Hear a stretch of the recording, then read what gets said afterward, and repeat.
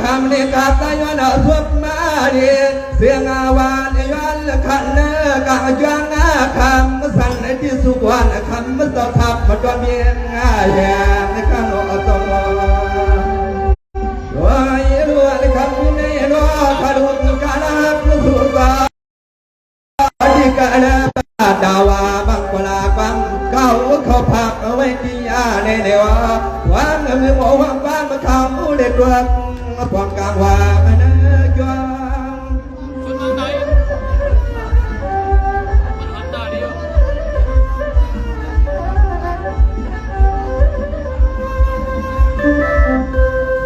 ยาดอกบัวคำขึ้นในสายขาย้อนนับยำไว้ป้าพาราดาดาตบตบตานังวันนังอาจวงกูดัง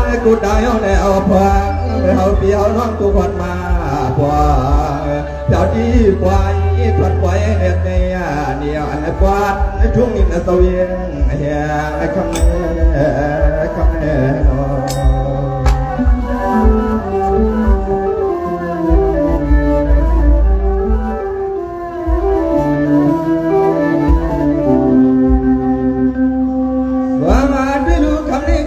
ก็ได้พิจารณากว่าเตรียมรู้เขาเต้าก็ได้รู้กว่าเตรียมตาว่างานเลยมาบนไว้บนน้ำเลยให้พี่รู้น้องดังเสียงดังบัวต้องดังน้ำนี่เราต้อง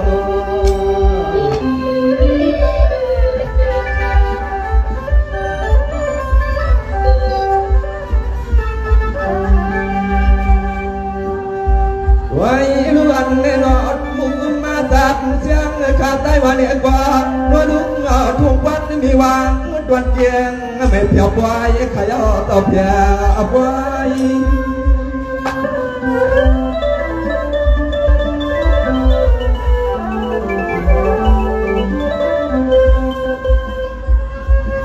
วางมาที่ลูกพี่น้องเขากูดีกู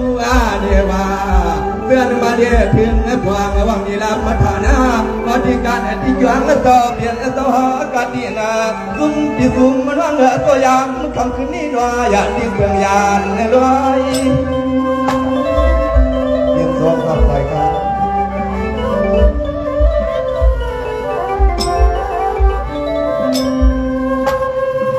โอ้ยนัวไปสอบปากในส่วนวันส่งมาเทเสื้อวันเสื้อเดียดวางเมื่อเฮาท่าเดี๋ยวที่การที่จ้างที่ไปต่อทางตะลวงไอ้ยงสีของเสียชาย้อนเลยมีมังกาลาปันปีงอมาเขาปล่อยขอข้าคำแน่นอน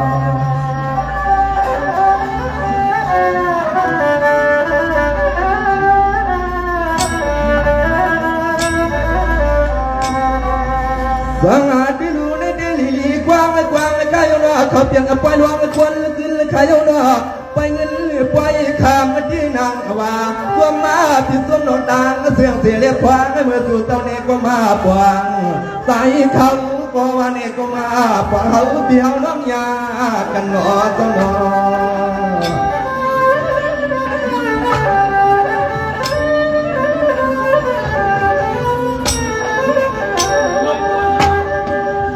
ด้วยยาล้วนเนื้อใสขาดเพียงล้วนมาที่ซุ่มตัดเสียงหยดเดียงเสาเพียงเสาเสียเลยอันนั้นกันเขาเพียวน้องในกว่าเพียงไว้ซุ่มอากาศพิงเงียบพิงทุ่มทุกวัดตัวละเสียวนาในเมืองที่ไกลยาดฟัง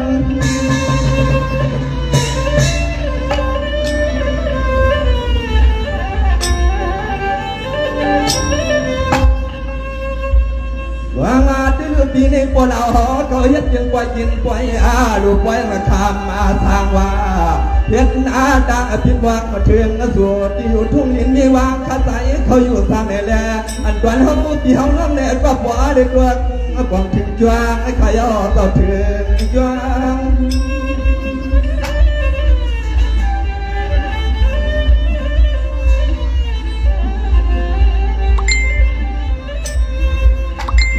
ปัญญาเลือกไว้ต่อทางเต่าล่างเต่าจางอาจวางคำขึ้นในสู่เต่าในกว่ามาเขาไปเขาลามาทางละในกว่ามาว่างกว่ามาในหันที่หันน้องตาเสียงตัวมาอย่างนานาย้อนเลยมีมังกาลาปวดเอกซื้อเย่ยังแหก กระโซ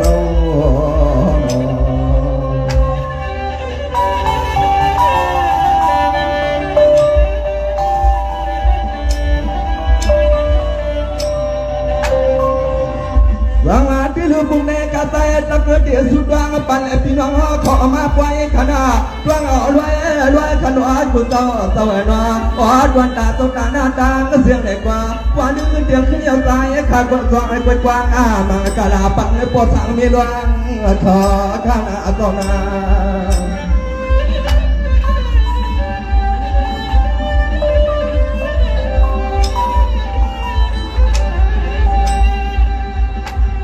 ด้วยล้วนตุ่มมาพิสุมาดังเสียงไอ้กว่าดวงวัดดวงผ่านไอ้กว่าดวงวัดดวงมาที่ขยะฟังมือมาเข้าไปถอดปล่อยเมียหลวงเต้ายันตรวจดังดูเสียเรียบไม่วางอาจยัง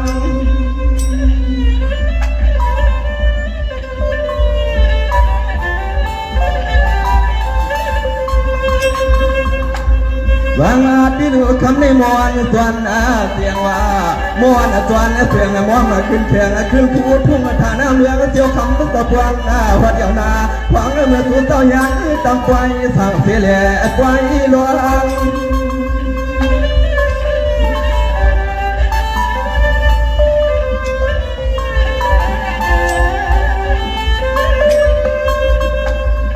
ยาดูนอพี่น้องปวงลูกมานาใจเลยยันที่กินที่วางเลยมาหดการหดในจังย่อยามคำขึ้นในสู่ตอนนี้ก็จึงให้พวกในซื้อเลยล้วนกูก็ทุกคนขย่อนดวงกว้างมังกาลาเอาในเมื่อนาสิข้องเสขาจึงให้สู่ต่อผู้จักสั่งล้วนเขาขอข้าโน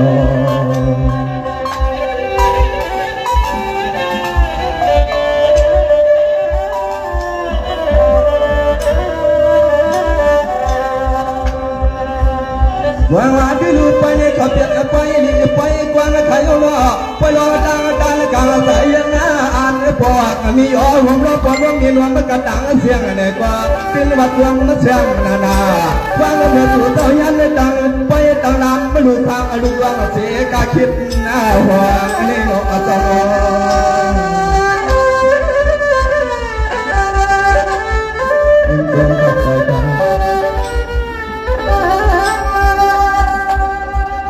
วัยอายุพระวัดมาขยโตยามคำขึ้นในพระวันมาขยโตยามคำขึ้นในเสียงเสียงทาช่วยตลอดกูป้ากูวันเมื่อเนื้อเมื่อมาหนังวัดต่างกันให้บริการมือเป็นชามไม่ขาดเดียวเฮือนไม่ขาดต่อเพีย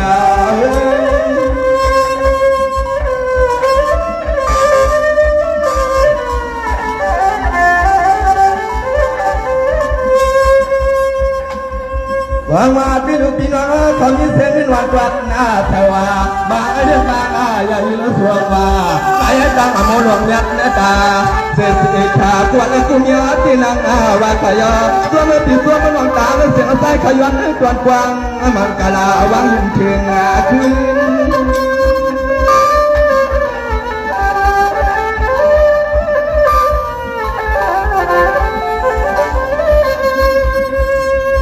โอ้ยหน่วยยามคำขึ้นปล่อยก็ขึ้นขยอนกวนก่อนว่าพี่น้องปวงทางปัดทุ่งแหวนกะเลยปวงพวงมาหัวต่อมาปวงที่ปล่อยที่หลังพวงพยายามก็พี่น้องขอทางเกียงไม่นต้องมีผู้กวน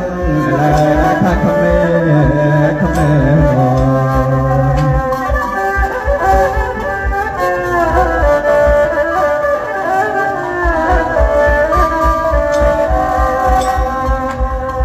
วางว่าที่ลุยกวางขายเอาหน้าที่น้องสุดดอยกวางสุดดอยเย็นกุตาตัวหน้ากูวันเต้นตาเขาปุ๊บกันยันตาดีกินจิ้มไปกวาง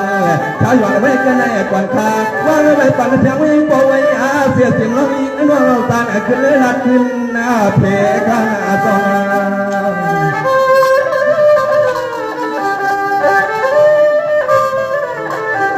มึงต้องขอบใจข้าไว้รู้หน้าพี่น้องเมืองเนียตาส่วนตอนนี้ก็มีนั้นแต่เมียน้องถ้าพอเนื้อผู้การหักเหมือนพี่เงี้ยพี่ทูทุกวันวันนี้เนี่ยตัวอย่าฟัง เมื่อตัวสว่างยังปันสูงในต่อปังนาสูงยิ่งต้องขอบใจ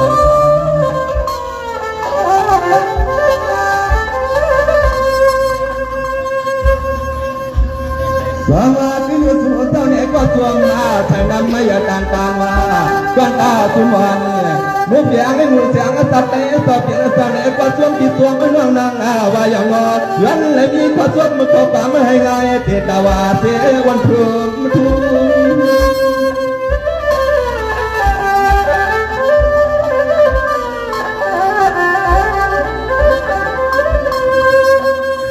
ยานวดเธอปีเส้นว่างดังเสียงต่ออันตอนสายขาเนก็สวมมาตอนสุดตอนเนก็สวมเมียนเลือดเมียนดวงมาเทียนนาสายขัดเทวาอายุสิจ้องเทตาปันมีสัตว์ไม่มีเสียงมากาไว้นะความคำขึ้นในมาหัดถึงที่ไว้ที่ยามอายุยันเนี่ยขึ้นหน้าเจียดังหัวเพื่อนทางขณะโตออกมาไม่โบราณเพียงในการออกพี่น้องต่อการเลยจุดเอาสวัสดิ์อย่างมาที่เนื้อสถานบางป่วยคันสังคันฟังทำร้อนเราค้างในยามคำคืนในให้ผู้ใดมีดังรวนดังเสื้อเนี่ยอย่าเนี่ยปาดเนี่ยยันกันมือเนี่ยนว่าข้าพี่น้องหูยังเสียงแต่สองบูสองซุ้มเนี่ยก็มุ่งมองไปปั่นเสียสนาน้ำใจพี่น้องเขาใจยังใจยังว่าข้าพี่น้องกดเตาอยู่ในขนมไม่ส่งดังเสียงใคร